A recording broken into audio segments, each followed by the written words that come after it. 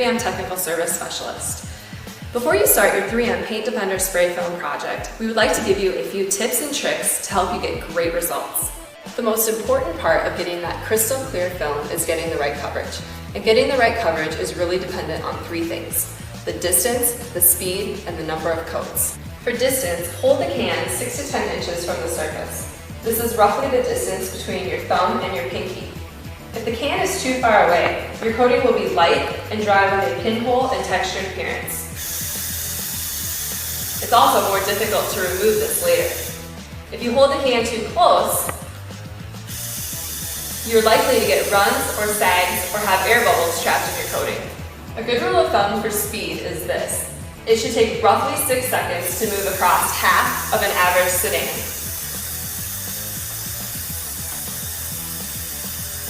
1, 2, 3, 4, 5, 6. Don't move too fast and don't move too slow. And always remember to slightly overlap your passes. Finally, apply 3 continuous coats. 1, 2,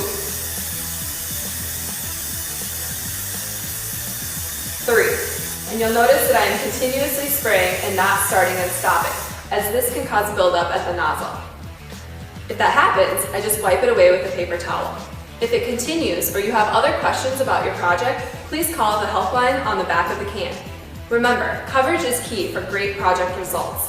So keep in mind distance, speed, and number of coats. Using those 3 techniques, this product can be applied to both horizontal and vertical surfaces. We would like to thank everyone who has already tried 3M Paint Defender Spray Film and shared their tips with us. Please be sure to check out all of our other videos and information on 3mauto.com.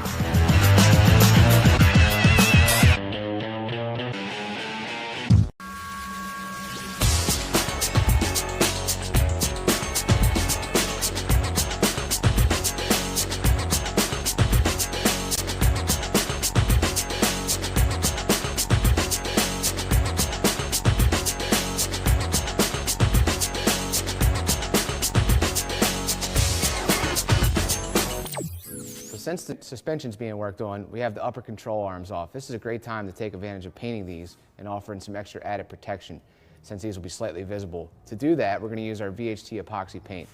Our VHT epoxy paint dries quickly, it's self-priming, no need for primer, and it'll also add protection against salt, rust, and other corrosion. To get these ready though, we want to make sure that we use the wire brush to remove any of the excess rust, and then clean them with prep spray, and then we'll be ready to paint and put these back on. Remember, when you're using your wire brush, you just want to remove the loose rust areas. The VHT epoxy paint is self-priming, so it'll go on thick and it'll dry nicely.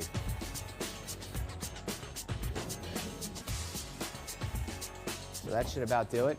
Now we'll use our prep spray to get it all cleaned up, and then we'll be ready to use our VHT epoxy paint.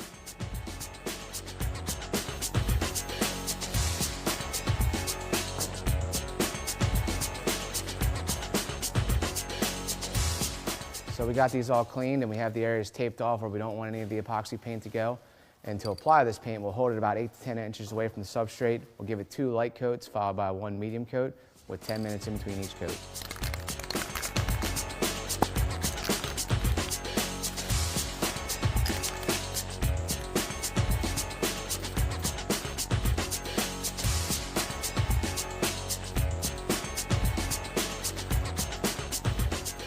So we finished our last coat. These have dried for about an hour. We're going to peel the tape, we're going to put them aside and let them dry, and it's as easy as that. Our control arms are in pretty bad shape, but using our VHT epoxy paint, we made them look brand new and also protecting them with this one-step formulation. Show us what you can do in other projects that you've used our epoxy paint on our Facebook page. And stay tuned as we continue to work on our 1972 Plymouth Satellite.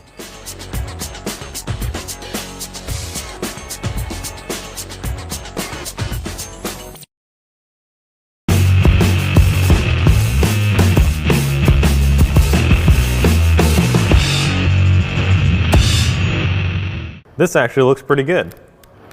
Today in the Detail Garage,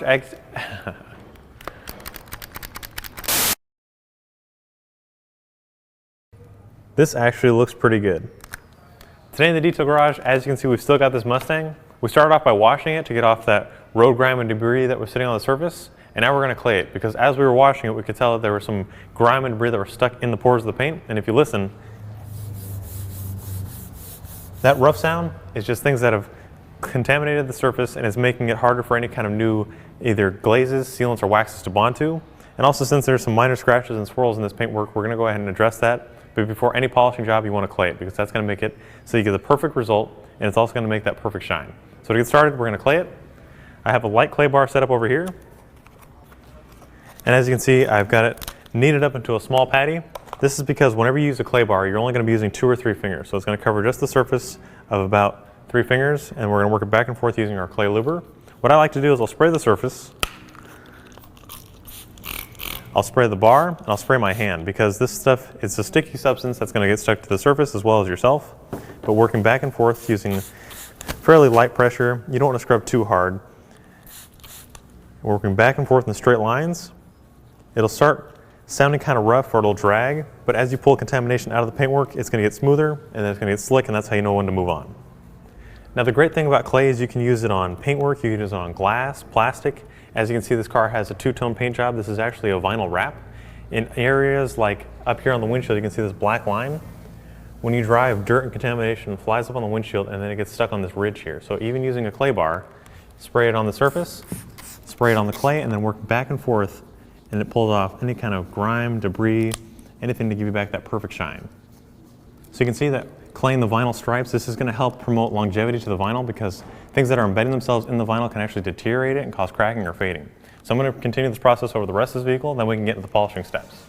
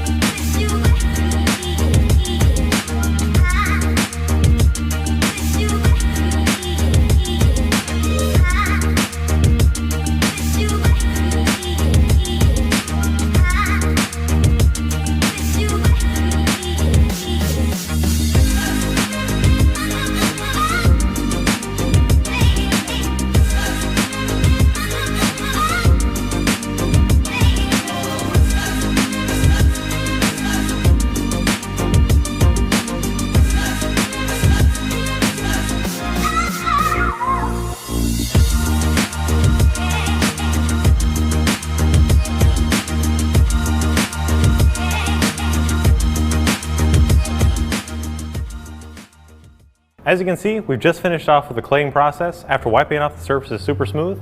I'll give you just a little test. All the contamination has been pulled out of the surface. Now it's super slick, now it's ready to be polished. And also I taped off the stripes because in the previous video I mentioned that this is a vinyl striping between the paint job. And since I didn't apply the stripes and I don't know how well the quality of the stripes are, I don't want to pull that off or cause any kind of fading or discoloration of the stripes. So by taping it, it's just a precaution so that it doesn't rip off or any kind of staining. So now we're going to move on to the polishing process. Over here I have our Torque X and a white pad. Place it on the machine. The reason I've gone with a white pad is because I want to have a nice smooth finish, and since this vehicle has minor scratches and swirls, we don't need to be very aggressive. And which is also why we're using the slick finish. This is a cleaner wax that has micro abrasives, which is going to take care of any minor scratches and swirls, and it's going to leave a protective layer of wax for gloss and protection. So to get started, I've already placed the pad on the machine. I'll shake this up, and this is going to mix everything together so we can have the perfect combination of wax and abrasiveness. And then we'll apply 5 dime-sized drops to our pad.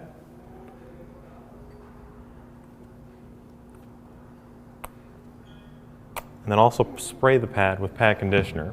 And what this does is it adds lubrication to the pad, which it keeps reducing friction, which reduces marring, and also it's going to help lubricate the compound that we're using, or polish, because polish does have a breakdown time, and if it goes dry from an excessively hot pad, it's not going to give you the same results that you're looking for, and it can actually cause marring or burning. So we'll blotch it out on the paintwork. Starting in a small section, I'm just going to work in a foot-by-foot area. And then we'll spread it out on the lowest speed setting. And then when we're ready, we'll bump it up to the high speed setting where we're actually doing our polishing.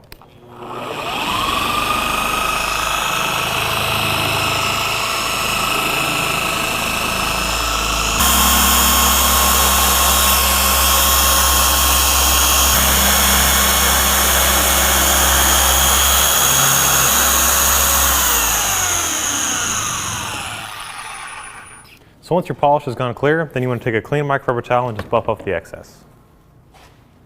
Just working back and forth in straight lines. This is going to prevent adding any swirls to your freshly polished paint job. Just check that out, beautiful metallic shine. And I'm going to repeat this process to the rest of this vehicle to get the perfect shine.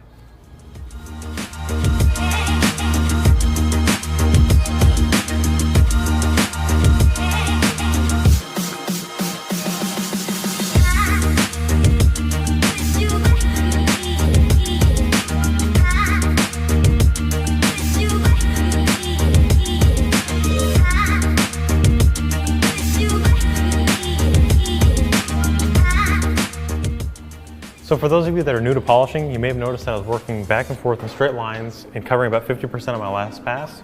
This is to get a uniform shine, and it's also going to remove any kind of scratch and swirls to give you that ultimate reflective gloss. Also, something that a lot of new guys do, or newcomers to polishing, is when you're using a rotary or a dual action, is you kind of hustle because you want to get the most shine and the best results, but you got to be patient when it comes to paint correction, because if you think about it, you're pulling off very fine layers of paint, and if you do too fast, you're going to burn it, or it's going to mar or cause holograms. So when it comes to polishing, just take your time, get the ultimate shine back. Now, one last thing that we're going to do is in between the stripes here, we're going to hand polish it, because a lot of you guys ask for how do you hand polish or what's the right products to use.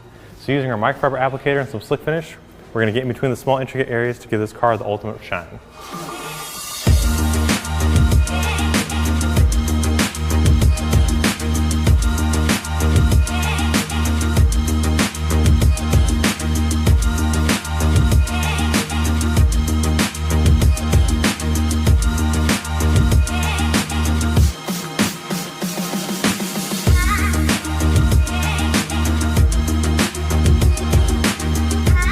A lot of guys want to know if you can polish your whole car by hand. You can, but you have to have arms like Hulk Hogan.